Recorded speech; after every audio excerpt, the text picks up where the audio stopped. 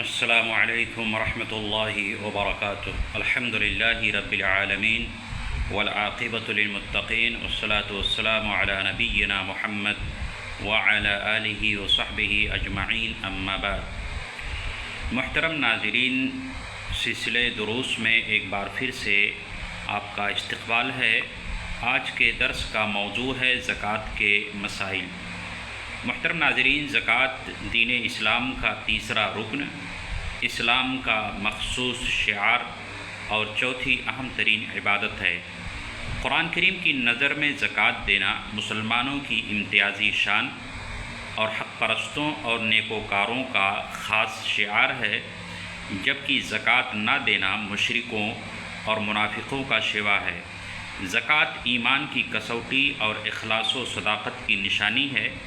قرآن کریم جہاں زکوٰۃ دینے والوں کے لیے خیر و برکت اور اجر و ثواب کا وعدہ کرتا ہے، وہیں غریبوں کی حق تلفی کرنے اور اپنی تجوریاں بھرنے والوں کے لیے ہولناک اور سخت ترین سزا کا اعلان بھی کرتا ہے۔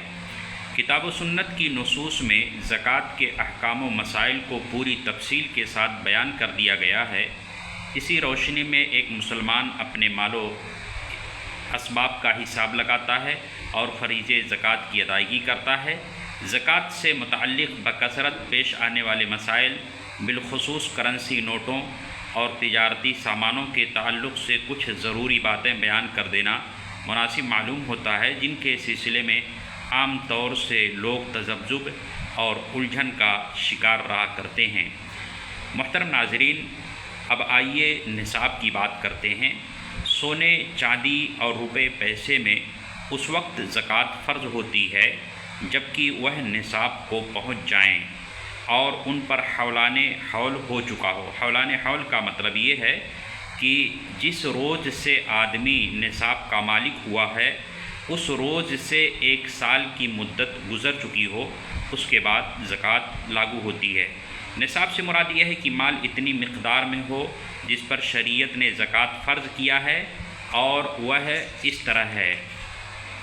اگر آپ کے پاس چاندی ہے تو چاندی کا نصاب بموجب حدیث رسول 200 درہم ہے، اور عصر حاضر میں رائج پیمانہ کے اعتبار سے 200 درہم کا وزن اگر گرام کی بات کریں تو کل 595 گرام بنتا ہے۔